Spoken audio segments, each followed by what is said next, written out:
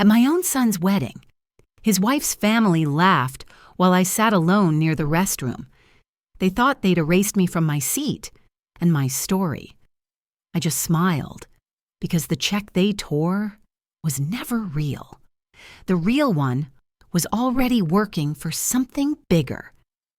This was only the beginning. Before I begin the story, tell me, where are you listening from today? My name is Loretta Mae Hollins. I've lived in Jackson, Mississippi, all my life, every morning. I start my day with a cup of chicory coffee and the soft hum of the gospel station drifting through my kitchen. The same radio that once played my husband's favorite blues still sits near the window. He's been gone 6 years now, but I still say good morning to his photo before I stir the sugar. The sunlight hits that glass frame just right, and for a second, it feels like he's still part of my breakfast. That afternoon, while I wiped down the dining table, a habit I never outgrew, my phone chimed. A wedding invitation had arrived, digital and sparkling across the screen, from my son, Deshaun Hollins Jr. My heart lifted before I even opened it. Mother of the groom, I thought. I imagined showing it to the ladies at church, their smiles, their soft claps on my shoulder. I tapped the screen and waited for it to open, but my name wasn't under family. It sat near the bottom of a long scroll, right between the DJ and the florist. Loretta Hollins, special thanks. I blinked, then I zoomed in to be sure. I read the list again, slower this time, tracing my finger down the screen. The words didn't change. I whispered, "Lord have mercy," and felt something quiet but sharp pass through me. There were vendor links under the names, planners, caterers, decorators, and there I was, mixed in with them like an afterthought. I stared at that glowing screen, thinking of the checks I'd written when this wedding was just talk and dreams. I had paid deposits while they were still choosing napkin colors. I didn't call Deshaun, not yet. Instead, I forwarded the invite to my friend Marvette with a single line, "Tell me if I'm seeing this right." Then I slipped my phone face down on the counter and finished my coffee. The next morning, I met Marvette at Sweet Magnolia Cafe. Retirees filled the place, talking about the weather and prescription plans. Life felt steady, familiar, until she opened her phone and said, "Girl, they listed you with the vendors." I smiled thinly and said, "Maybe the printer ran out of mothers." Marvette shook her head. "That ain't just sloppy. That's on purpose." I stirred my coffee. "Slow circles?" "No texts yet. I'll see them in Atlanta," I said. My voice was calm, but something inside had changed direction. That evening, an email arrived from the coordinator. Updated rehearsal seating chart. The subject line read, I clicked, printed the PDF, and spread it on the table. My seat, end of the corridor near the restrooms. A neat little note beside it, vendor section. I underlined my table number and wrote in my notebook, "Remember where you sit. Remember who put you there." I called the venue. The woman on the line said politely, "That's what the bride provided." Her voice was sugar over stone. When I hung up, I whispered to the photo of my husband, "You seeing this, baby?" Later. I phoned Deshaun. He sounded distracted, papers shuffling in the background. "Mom, Valora's handling all that. It's just logistics." "Baby," I said softly, "logistics can carry feelings." He sighed. "Please don't make waves." "I won't," I told him. "Waves come when folks forget the tide." After we hung up, I placed the printouts into a slim folder labeled Wedding Records. Then I called Pastor June Delacroix, asked her to meet for tea, not to vent, just to let her know I'd be steady. That night. I walked my hallway, fingertips brushing each photo, each memory. I touched the tin box that holds our old letters and felt my breath even out. Then I wrote 3 rules in my daybook. Dignity first.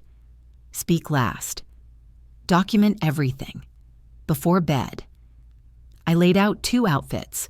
Quiet navy dress, pearl earrings, southern formal that never asks permission. My phone buzzed once more. A text from Valora. So excited to see you, Loretta. Reminder, rehearsal check-in is at the vendor desk. I read that word, vendor, until the screen dimmed.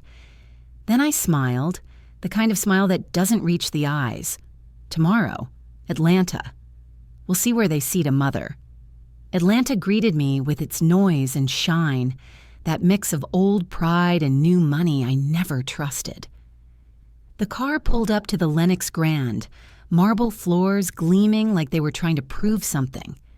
A bellman opened my door, and I stepped out slow, clutching my slim folder like it was a compass. Signs inside pointed 2 ways. Family check-in to the left, vendors to the right. My lips twitched. I walked left. The hostess at the counter smiled the way people do when they've practiced it too often. Name? She asked. Loretta May Hollins, I said, steady as stone. She scanned her tablet, then pointed to the right. I think they have you over there. I tilted my head. Darlin', I'm the mother of the groom. She blinked, unsure, and whispered she'd get the planner. Valora appeared, perfume first, voice smooth as butter left out overnight. Loretta, we just set things up this way to keep logistics easy. Come this way, please. I didn't argue in hotel lobbies. Silent strategy.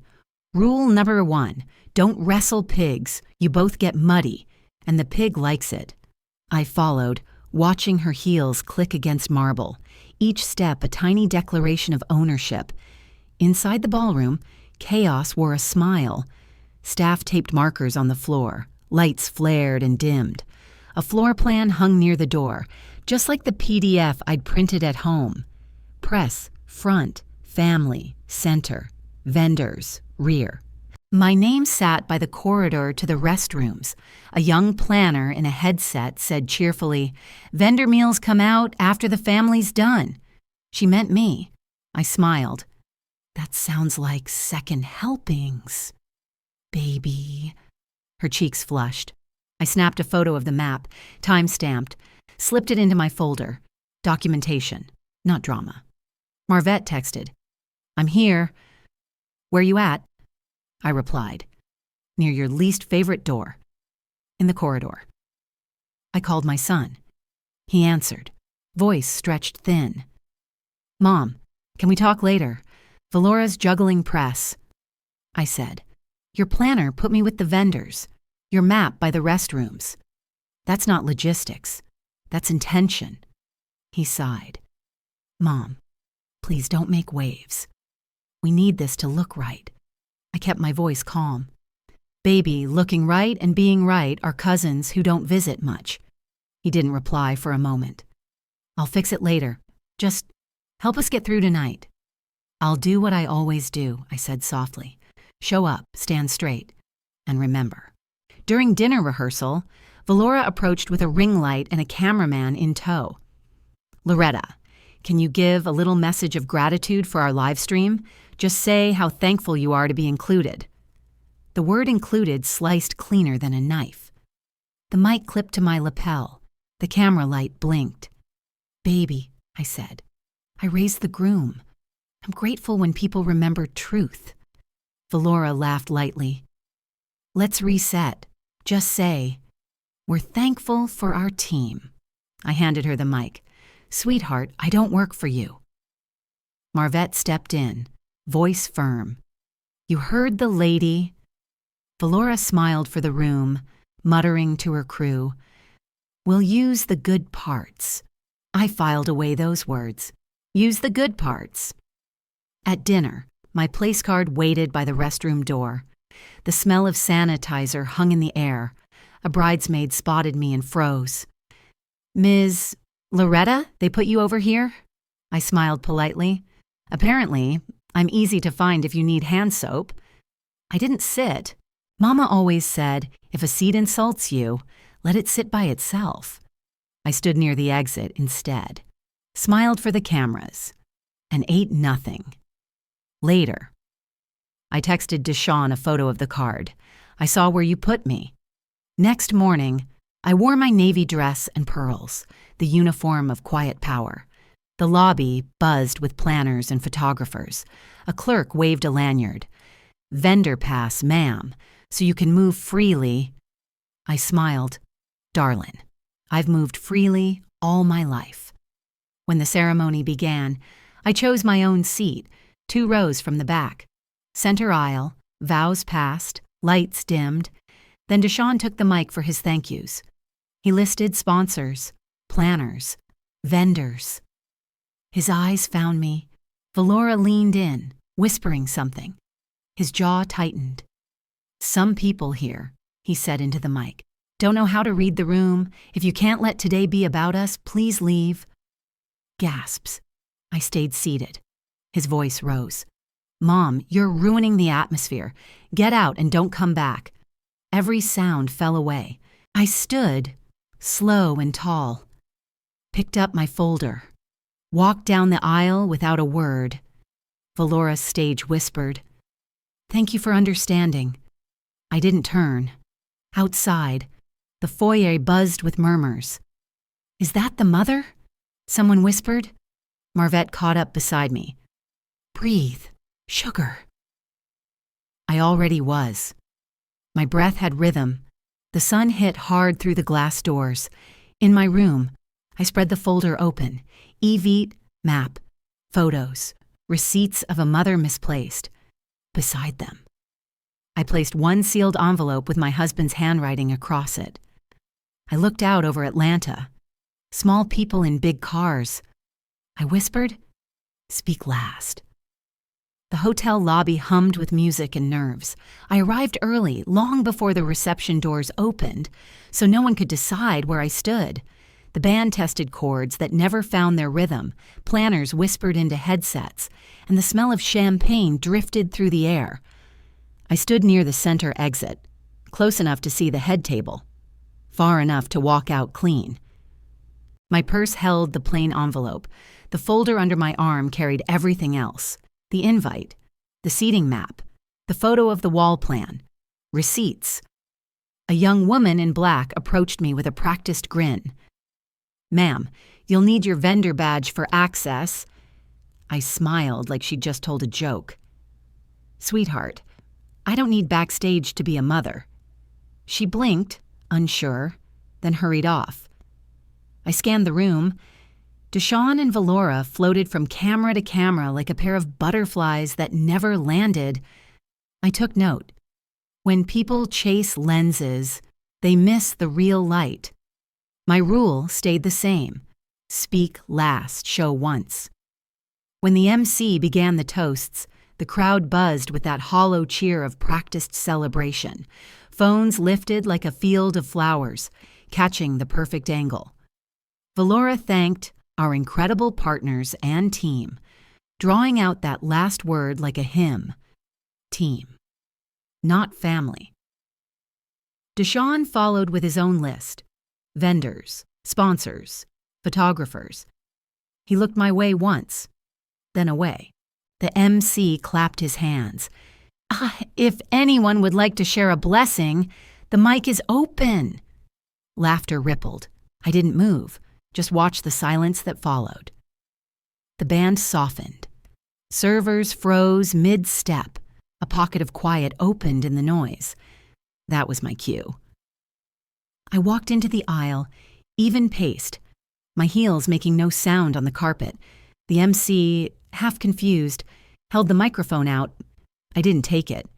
Instead, I reached into my purse and pulled out the plain envelope. I lifted it chest high, steady hands, so every camera could see. "Okay then," I said, my voice clear. "You probably won't need this." I tore the check in half, then half again. Each rip was clean, deliberate. The sound sliced through the music. Pieces drifted down like paper snow. Gasps broke the still air. Someone whispered, "Oh Lord, that's the check." The band stopped mid-chord. I let the scraps fall and turned away. No speech, no look back. Behind me. Chaos bloomed. "Mom, wait!" Deshawn's voice cracked the silence. The word mom arrived too late to matter. Valora hissed. "Cut the feed, don't use that clip." I didn't stop. Silent strategy. Rule number 2. Leave them echoing their own noise. I crossed the floor, head level, eyes forward. A little girl by the door tugged her grandmother's sleeve. "Is that the groom's mama?" she asked. I smiled down. "Yes, baby, I am." Then I stepped into the cooler air of the hallway. The bass faded behind the doors until only my heartbeat filled the quiet. In the corridor, I texted Marvette, "Done."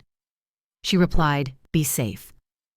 I wrote 3 notes in my daybook: no speech, check destroyed, cameras rolling, feelings vanish, facts don't. My reflection in the elevator mirror looked calm enough to be carved from courthouse marble. The phone buzzed with unknown numbers, ignored. Silence is armor. In my room. I slid the folder into the safe, shut the door, and let out one long breath. The city glittered beyond the window. Buckhead all shine and noise. I brewed hotel tea and forgot to drink it. Evelyn's handwriting crossed my mind, her habit of writing names in careful ink like promises that never lied. By morning, sunlight filled the room without asking permission. I ironed my travel blouse, smoothing creases I didn't make. My phone pulsed with messages. "Call me. Are you okay?" And from Deshawn, "Mom, please pick up." I didn't. Some lessons travel better in silence. At checkout, the clerk smiled softly. "Ma'am, you held yourself." I nodded. Yes, I did. The cab rolled past the Lenox Grand, but I didn't turn my head. I just opened my notebook and wrote one line: Monday, Harlan Mott, underlined twice. By the time they edit their story, I'll be rewriting the ledger. Monday morning came with the kind of light that tells you it's time to act. I walked into Harlan Mott's office carrying my folder, the same one that had followed me through every humiliation. Inside, it sat my proof: the invitation, the seating map, the photograph of the wall plan. I laid them on his desk like ledgers of a forgotten account. "I want everything with my name back in my hands," I said. "No shared access, no ambiguity." Harlan didn't blink. He just nodded once and began outlining the path. Revoke authorized cards, freeze duplicate debit lines, disable auto transfers. "You've been too generous for too long," he said, signing the first order. "Let's make Clarity your beneficiary." We combed through the numbers: venue deposits, content retainers, floral upgrades I hadn't ordered but somehow funded. Each dollar told its story, and each story had the same narrator: my goodwill. Harlan requested statements from the last 120 days. He highlighted transactions linked to their condo and brand accounts. "Turn off the faucet," I told him. "Leave the sink." He smiled. "Understood. No starvation. Just boundaries."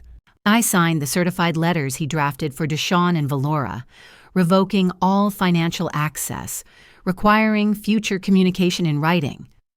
"We'll keep this clean," he said. Quick, quiet, and lawful. By Tuesday afternoon, I was at the bank. The manager checked my ID twice before cutting new cards and locking out old ones. 2-factor authentication replaced trust. I stored the codes in my fireproof box and carried myself like someone who'd seen both love and loopholes. At the cell carrier, I requested removal of their phone lines from my account. "You sure, ma'am?" the clerk asked. "I'm sure," I replied. "If they need a phone, they can call each other." My last stop was utilities. Every login reclaimed, every password reset. A young clerk grinned. "Ms. Hollins, you're sharper than most folks half your age," I told her. "Honey, I did this work for 30 years. When I got home, the porch smelled like spring and rain. I called Belhaven locksmith to rekey the house and invited Marvette and Pastor June for Wednesday's blessing. The new brass plaque was due that evening, Evelyn Estate. I'd named it. My late husband would have smiled at that, dignity engraved, not spoken. I mailed Deshawn a certified notice of code change, short, factual, emotion-free. Silent strategy rule. Number 3, let the door frame speak. That night, Deshawn called 3 times. I answered none. I texted once. All financial access has been revoked. All future requests to counsel. His reply came fast. Mom, you're overreacting. I saved it under Exhibit A, tone. Valora's message arrived next, paragraphs about optics and partnership image. I forwarded it straight to Harlan with 2 words. Please advise. I sat on the porch with tea, listening to crickets and the hum of my own calm. Power has a sound, quiet, steady, deliberate. Wednesday at sunset, the brass plaque arrived. Neighbors paused mid-walk to watch it mounted against the white brick. The letters gleamed in gold, Evelyn Estate, in gratitude and truth. Pastor June whispered a blessing. May honesty be the roof and peace the walls. Marvette filmed a short clip for record-keeping. Not vanity. A car pulled up. Valora stepped out first, polished and pale. Deshawn a step behind her. They both froze at the sight of the plaque. I opened the door halfway. Evening, I said evenly. This is private property. All matters go through counsel. Valora started to speak, but I closed the door before words could break the peace. The brass caught the last of the daylight, shining like closure. Later, I emailed Harlan photos of everything, plaque, locksmith receipt, time-stamped video. Perfect, he wrote back. No loose ends. I filed every page, then wrote in my daybook, respect doesn't beg, it budgets. When my phone buzzed again, it was Marvette. You should see what they just posted. I opened the link, an edited clip labeling me a difficult vendor. I smiled and forwarded it to Lieutenant Reyna Gamboa with 1 sentence, ready when you are. I met Lieutenant Reyna Gamboa at the community center. Not my house, neutral ground, fluorescent lights, a sign-in sheet between us. I brought the edited clip labeled vendor, the one that painted me small. She logged it into evidence, tagged it, sealed the envelope, and looked at me like a colleague, not a victim. We'll need the raw footage, venue security, and the live stream. Backup, she said. We verify timestamps, edit points. You stay hands off. I nodded. Paperwork beats opinion. I gave her the crew list and contact numbers from the wedding program. Reyna smiled, sharp but kind. You're organized, I said. I've been underestimated longer than some folks been alive. By noon, Marvette reached a junior cameraman who was still waiting on his paycheck. He met us behind the coffee shop, baseball cap low, guilt written in lowercase letters. They told me to use the good parts, he said. Didn't sit right? From his backpack came 2 SD cards and a small hard drive. Reyna opened new evidence bags, logged each serial number, cloned the drives on site, and printed chain of custody forms. The boy signed them, eyes wide. Ma'am, I got a mama, he muttered. I touched his arm lightly. Then you already did the right thing. Reyna sealed everything. We'll see what the good parts left out. At the police media lab, truth came up in waveforms, audio spikes where Valora interrupted me, flat lines where my voice was cut. Reyna and the text synced visuals and sound, matching seconds. The uncut clip showed me refusing to recite her script, calm, polite, steady. Another reel captured Deshawn shouting, "Get out!" Unprovoked, his face red in stage lights. Raina paused playback, the hum of the monitors filling the room. "They edited this to make you disruptive," she said. But the raw shows something else, targeted exclusion. I sat back, breathing evenly. "Send it to Harlan Mott," I said, "and keep one copy off-site." She nodded. "We'll lock it down." Harlan drafted a simple brief. Statement of facts. No adjectives. No venom. He attached the forensic memo, metadata screenshots, uncut videos. "We send it to the venue first, professional and direct," he said. "Then to the church board and local press." I approved one line for my statement. "I'm a mother. Here are the facts. No hashtags, no spin.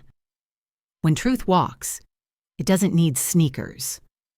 Friday morning, the church page posted the side-by-side clips, edited versus uncut.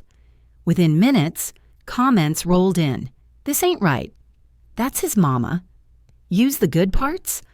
The venue deleted their highlight reel by noon. Sponsors pulled their tags from Valora's page. I didn't post a word. Silent strategy rule. Number 4. After the bell rings, don't swing again. Raina texted. "Your dignity shows," Harlan added. The curves turning. I brewed coffee and folded towels. My kind of press conference. By afternoon, the storm found its center. Valora went live online, trying to clarify the misunderstanding. Her voice cracked under the flood of comments. "You sat her by the bathroom. Apologize to your mother-in-law." Deshawn followed with an apology post heavy on miscommunication, light on sorry. 2 of Valora's sponsors cut ties before sunset. One posted, "We value respect over reach." The venue offered a public apology and a free luncheon for local seniors. I told Pastor June to accept on behalf of the church. "Make it about the elders," I said, "not me." That night, neighbors brought casseroles and notes. "Mrs." Arnold hugged me at the gate, whispering, "You gave every mama watching her dignity back." I just smiled. Let's feed the truth, not the gossip. Saturday morning, my phone buzzed. It was Harlan. "Theo Marsden, local paper, wants an interview, fair and recorded." I thought about it, then said, "Only if we talk about mothers, not metrics." Hours later, Theo emailed his questions. The last one read, "Do you regret tearing that check?" I set my pen down and smiled. Ask me on camera. The Marsden met me at the church hall under the stained glass window that glowed like morning peace. The coffee urn hissed quietly, and the folding chairs squeaked as the ladies finished setting up. I picked this place on purpose. Neutral ground, good acoustics, plenty of witnesses. He thanked me for meeting. I handed him the release form Harlan had approved. Every clause underlined. No footage without consent. No cutting my full answers. Theo read it carefully, nodded, and pressed record. "Do you regret tearing the check?" he asked first. I smiled a little. "I regret being forced to teach with paper," I said. I gave no names, no venom, just facts. The mislabeled invitation, the bathroom table, the word "get out." When he asked for a home interview, I shook my head. "Church is fine, baby. We keep boundaries." I texted Harlan afterward. Air date confirmed. Sync filings accordingly. 2 days later, I was in Harlan's office again, sunlight slicing through the blinds. He slid a thick folder toward me, the legal expose packet. Inside were affidavits, wedding invoices, contracts showing my signature, and Raina Gamboa's Media Lab memo with time codes and screenshots. Every page notarized, stamped, dated. "This packet will be filed the morning the interview airs," he said. The timestamp becomes truth's receipt. We added a brief statement. "Documentation speaks. I wish it didn't have to." I nodded. "Print copies for the venue, sponsors, HOA, and the church board." The printer hummed. steady as a choir warming up. Harlan smiled faintly. Paper doesn't shout. It simply stands. Monday morning, we walked through the courthouse doors just as the flag was raised. The clerk recognized Harlan and guided us straight to the filing counter. Each document met the stamp with a satisfying thump. The sound was solid, final, unafraid. We filed a no-contact draft as precaution, civil, polite, powerful. I bought certified copies and tucked one into my zip pouch. Seniors rule, I told the clerk. Paper stays when batteries die. She grinned. Outside. The air smelled of magnolia and rain. I called Pastor June and said softly, "We move respectful, not quiet." By noon, a process server met us at a cafe parking lot. He carried envelopes marked for Deshaun Hollins Jr. and Valora Keene. Cease and desist. No contact through counsel, and trespass notice for my properties.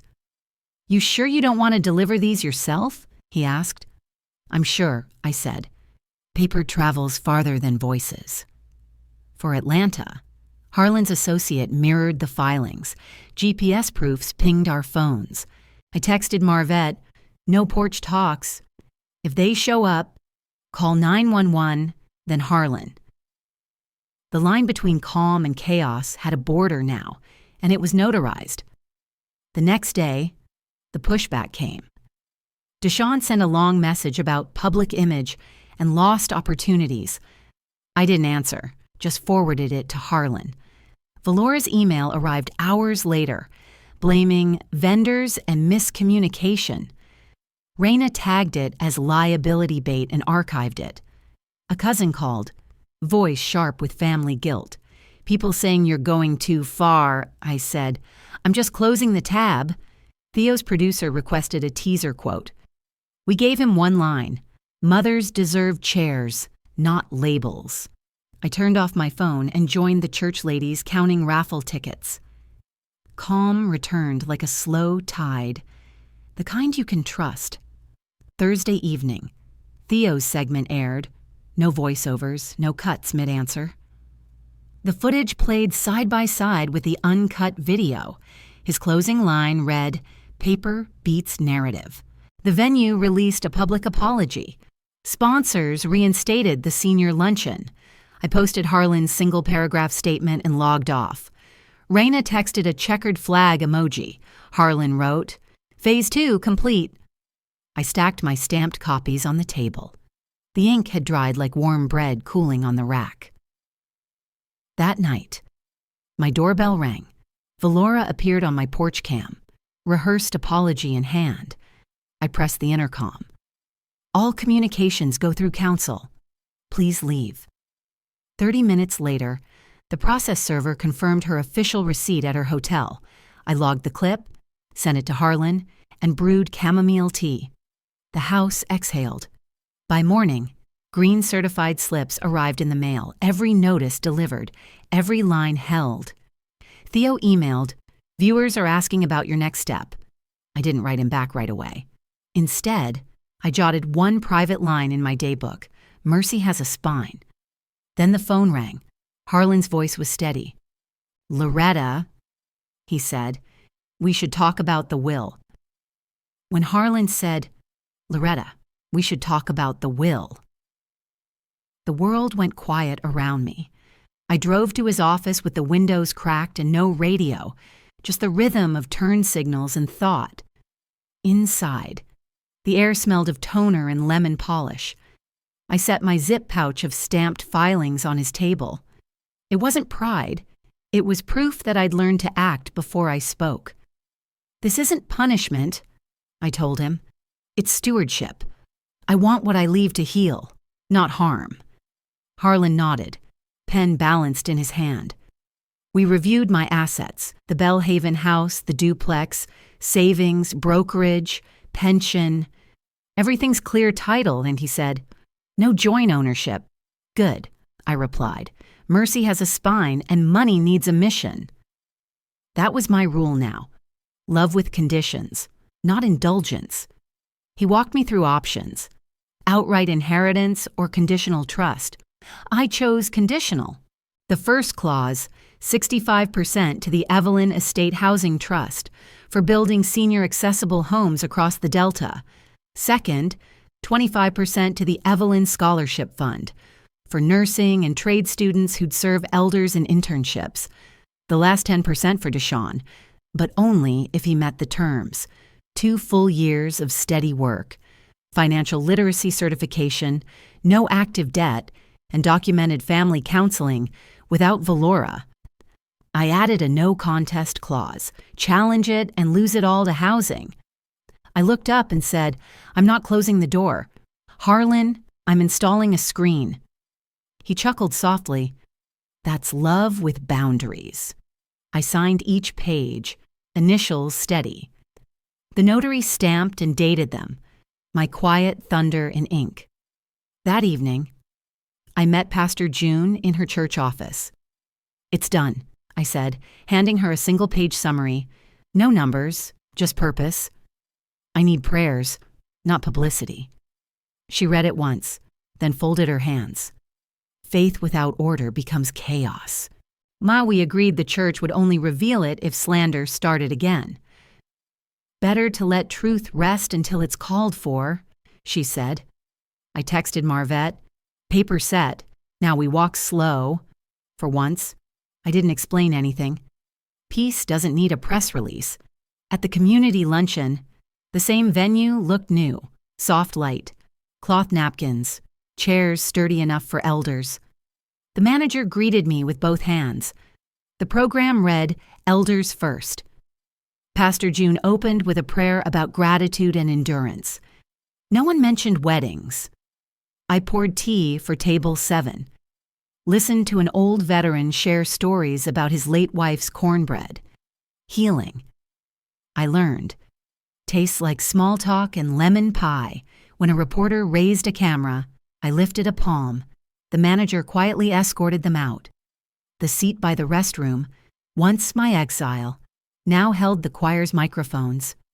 During dessert, Marvette's phone buzzed. She slid it to me. Corporate statements. 2 sponsors suspending all ties with Valora Keene brand.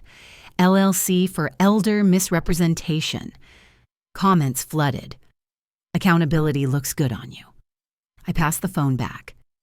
Consequences aren't revenge, I said quietly. They're physics. Deshaun posted soon after, taking time offline. I texted Harlan. We do nothing. His one-character reply, a period, meant agreement. The venue manager thanked me for attending. Thank you for the chairs, I said. Plural matters. Theo Marsden appeared outside the church steps days later. Quick quote, he asked. The brass plaque caught sunlight behind me. I gave him 13 words. I wish none of this had been necessary. I wish families healed sooner.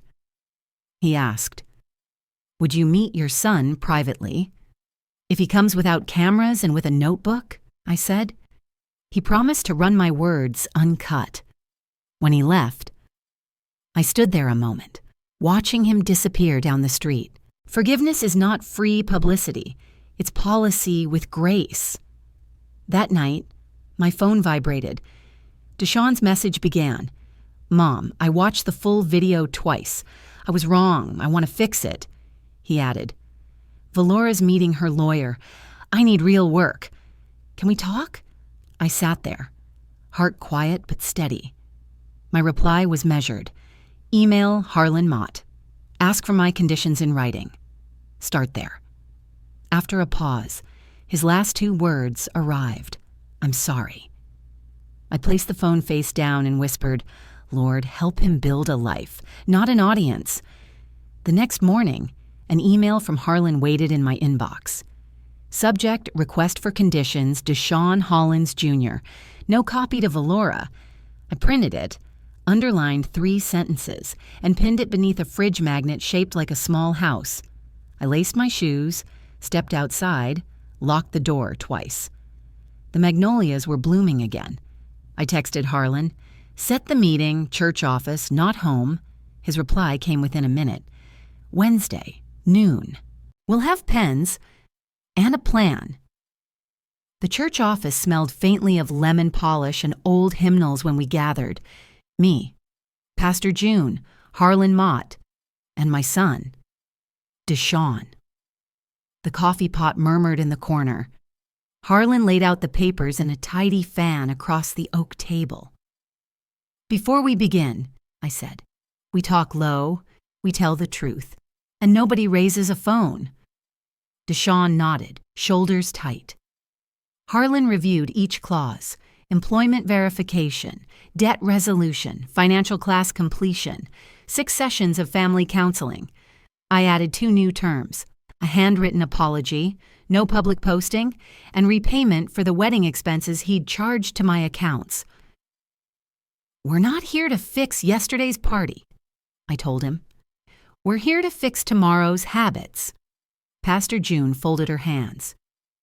Let paper keep the peace y'all couldn't, she said gently. Harlan opened a slim folder, revealing a notarized bank letter. Funds were transferred to the Evelyn Estate Housing Trust 48 hours before the wedding, he said. I turned to my son. The envelope I tore, I told him. That was a decoy check, a cashier's copy. The real money was already working where it could do right. Deshaun blinked hard, breath-catching. Pastor June whispered, Mercy has a spine. I slid the pen toward him with the accountability agreement. Repayment plan. Job search proof to Harlan. Counseling receipts uploaded monthly. Meet the terms for 2 years, I said, and the trust hires you on property maintenance. Honest work, steady pay. He hesitated, then signed. I added my initials. Harlan time-stamped the pages. Witnesses signed below. No speeches, no sentiment, just ink and consequence. We wrote the apology next. 1 sheet, blue lines, black pen. I watched him think before each sentence. I stripped my mother of a seat and a name.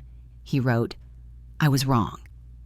I'll repay what I spent and earn what I ask for. Pastor June nodded once. I didn't hug him. I shook his hand. We're starting small, I said. Small can grow. Harlan filed the copy and sealed it in an envelope stamped Accountability Agreement. Final. The next day, Pastor June and I returned to the venue for the senior luncheon. The tables gleamed under sunlight.